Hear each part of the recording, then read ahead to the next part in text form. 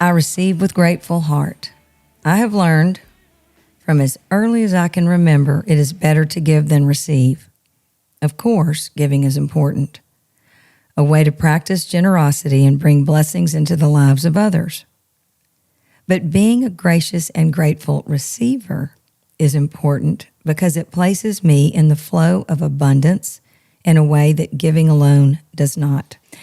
Okay, today is one of those days I am receiving with grateful heart the privilege of talking with really and truly my lifelong friend.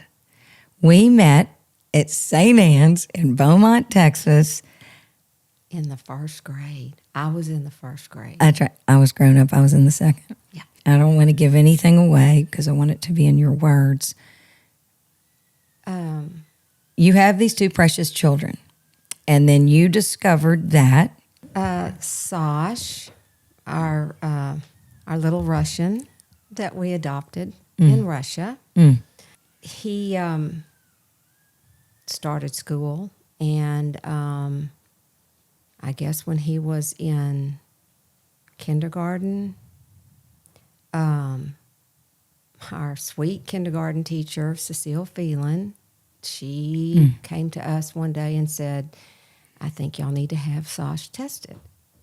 And given that he was adopted in Russia and his situation in the orphanage, of course we expected, something. And anyway, it turned out that Sash was very dyslexic and dysgraphic, dyscalculia. I mean, he had all the disses. And so, anyway, that was all very foreign to us because, Marty never had those difficulties. She suggested that we have him tested. So we did. And anyway, came up with all these results. Well, really what Sash needed was a dyslexic specialist. Mm-hmm. And at that time,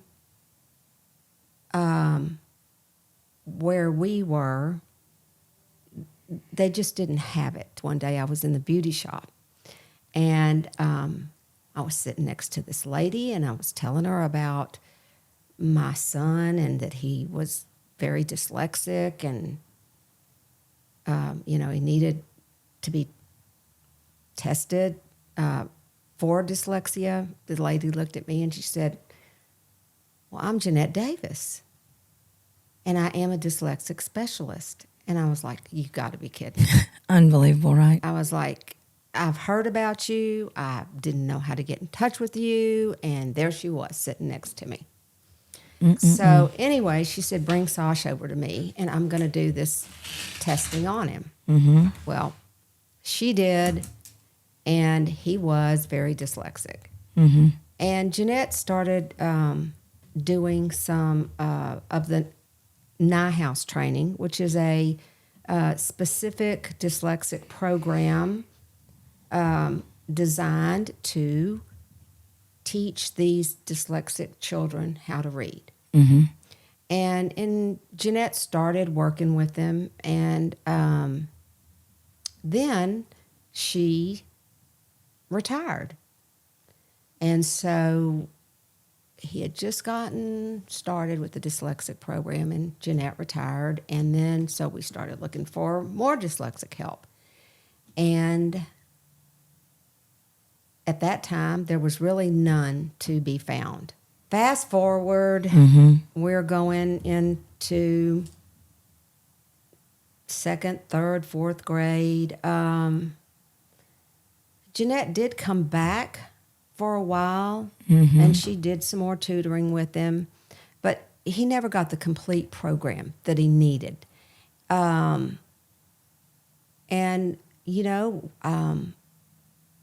He was getting farther and farther academically, farther behind, and I kept doing research and, trying to find dyslexic help, and it was really, really hard. And I'd had him with other tutors, and, anyway, it was a battle. We get to junior high, they just didn't know what to do with him. Mm-hmm.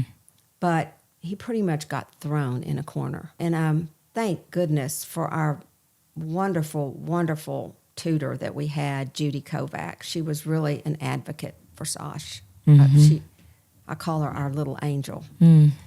And she really cared about him, really went to, really tried to help him and stuff. But he was just getting farther and farther behind. Mm-hmm. And so by the time we got out of 8th grade,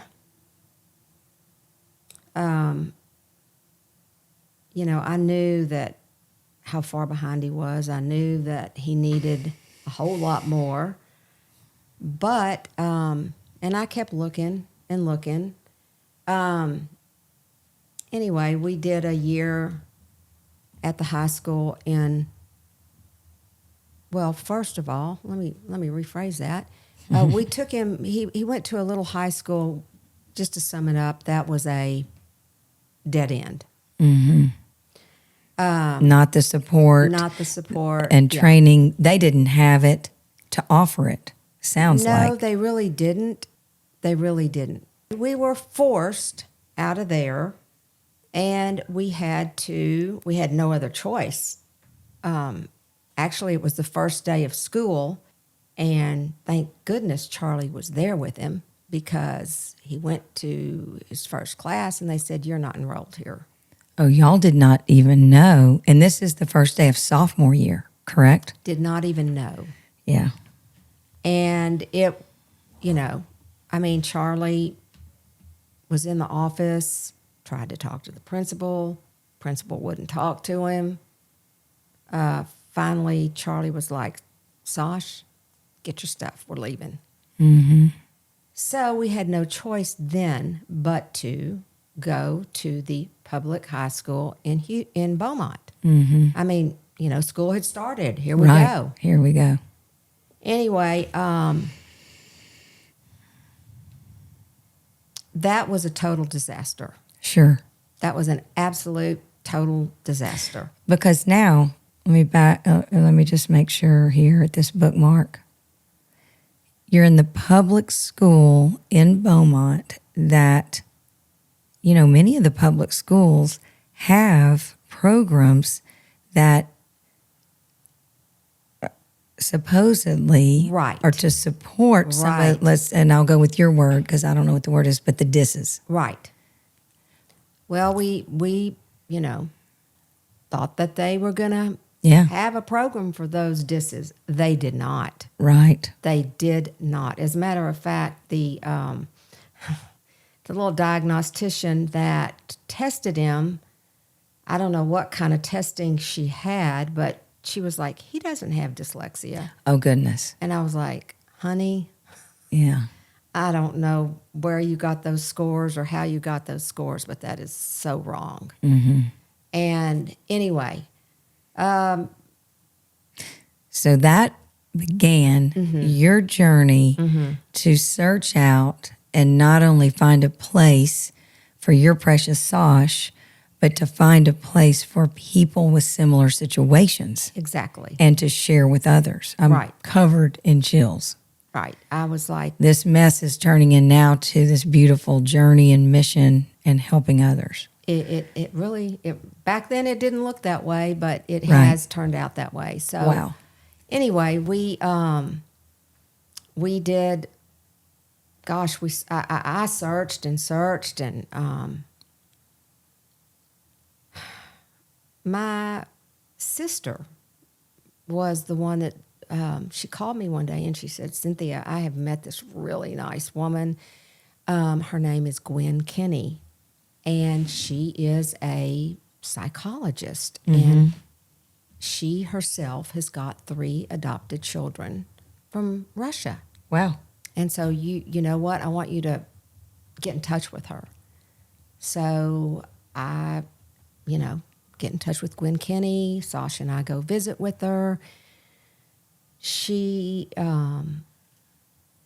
said, "I think the perfect place for him is a place called the Fusion School. And they have these fusion schools. There's here one in Austin. There's, I know there's one in Houston. They're all over the place. And so I said, okay. And so I made an appointment with the Fusion School here in Houston. And Charlie and I went and talked to them. And we were like, oh, this is great. It's a one-on-one school for children with learning differences and different needs. Anyway, they had exactly what we needed because Sash was going to have a program that was designed just for him. And anyway, I can't say enough wonderful things about the people at Fusion. Sash just blossomed. And may I ask you a question? I love that it's this one-on-one. So at the Fusion School, they develop programs for each child. Right. And are the ages? Junior high through 12th grade. So we started at the Fusion School, and Sash, he really blossomed. He became, before Fusion, his confidence had been ripped. And of course, he had become rebellious and everything you would think a 14 or 15-year-old would be at that point. So he kind of reluctantly started at Fusion. Reluctantly. Yeah. That's a nice way to put it. But within a month, they had him talking. They had him doing work. He was smiling for the first time in probably 4 years. I mean, smiling, that had to change your life. Yeah. I mean, as a mom, Right.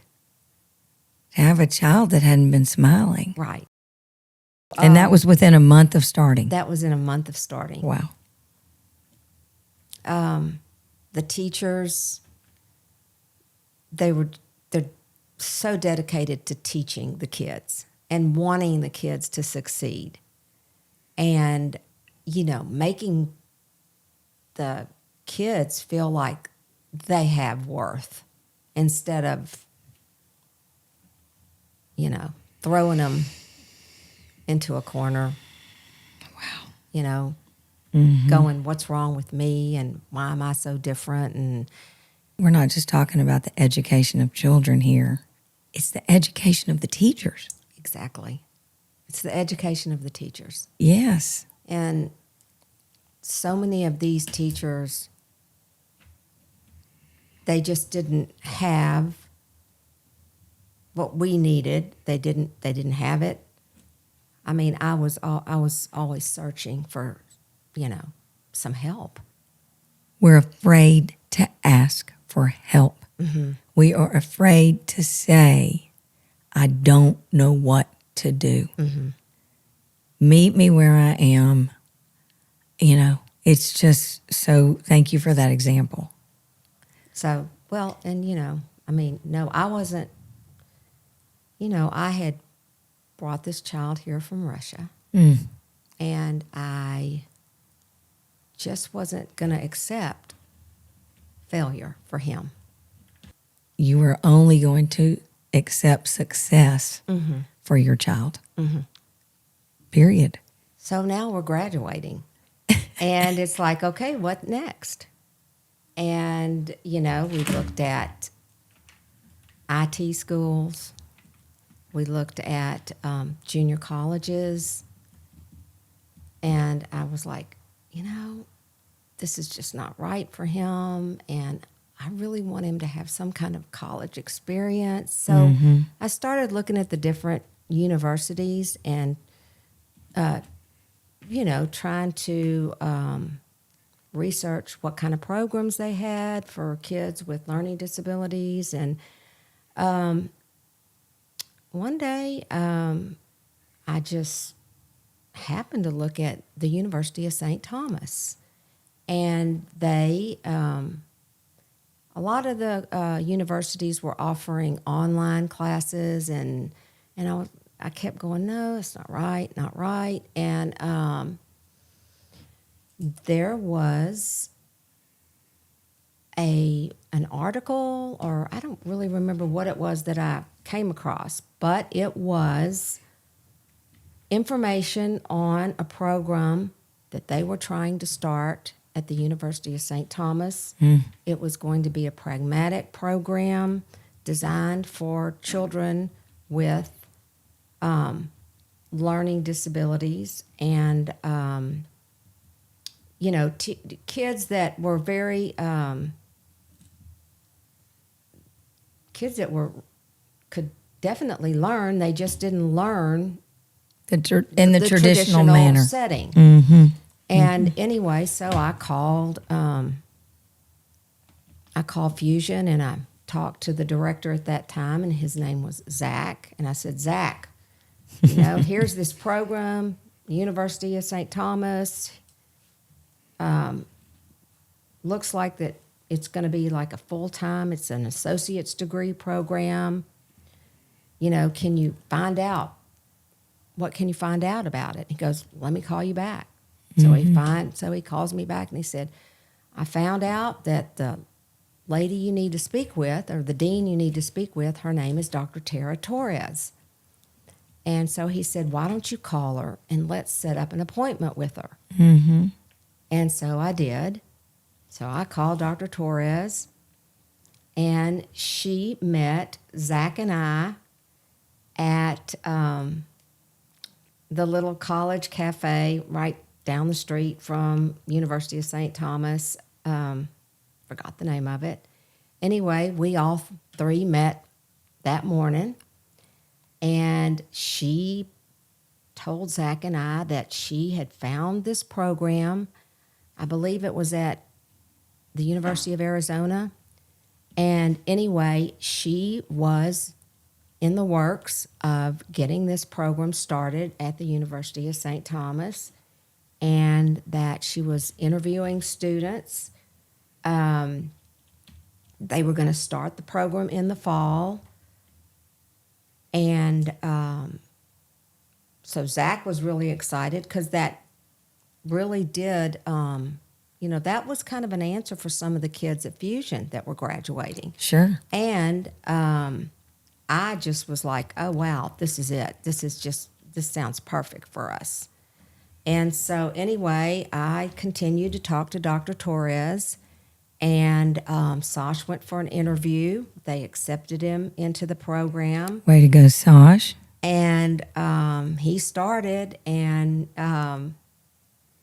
he's really done well. We've had a few bumps, as Dr. Torres knows, but this program has taken off. Dr. Torres is just an incredible, incredible person. I cannot say enough wonderful things about her. She is the Energizer Bunny on steroids. She's got 4 boys of her own.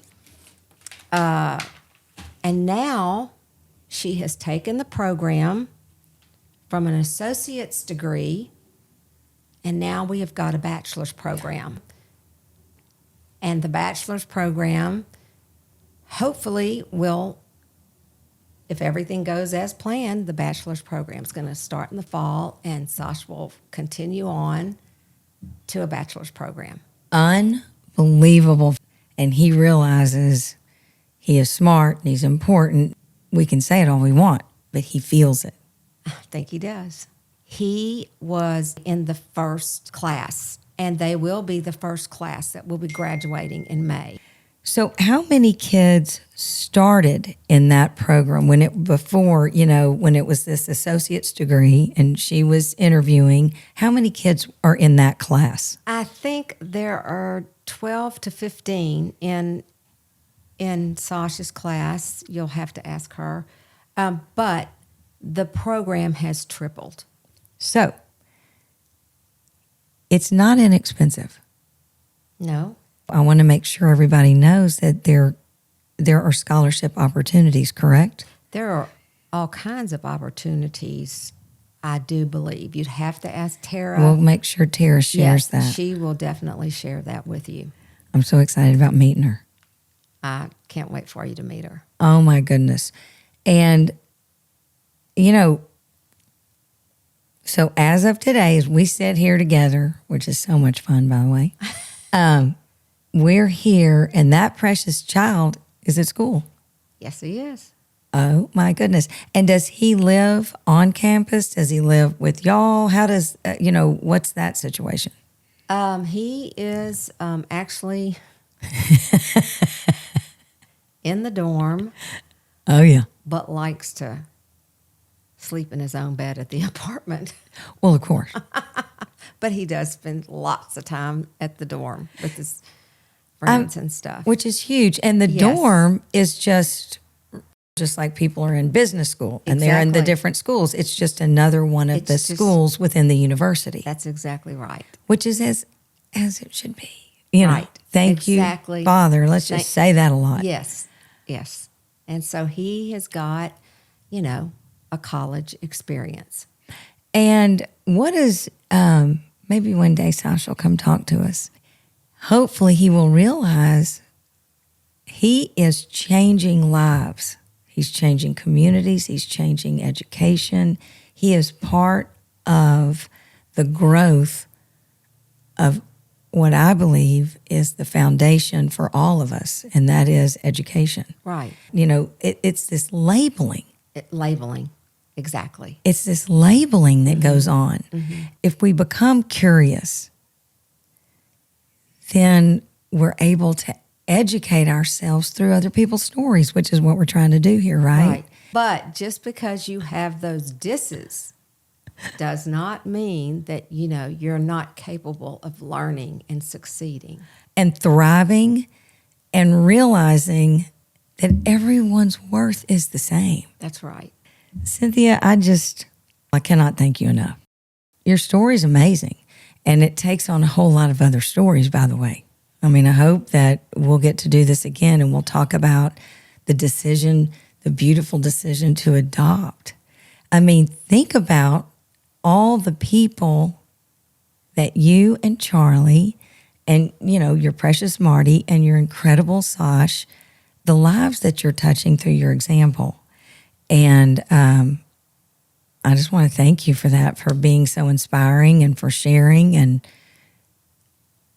to that you kept going and that you continue. Well, yeah, we're still a work in progress. Oh, aren't we all? But what's so cool about this, now that you all have found and hooked up with Terra and St. Thomas, that program will be able to grow into other universities. And parents cannot be scared to say, my child needs help.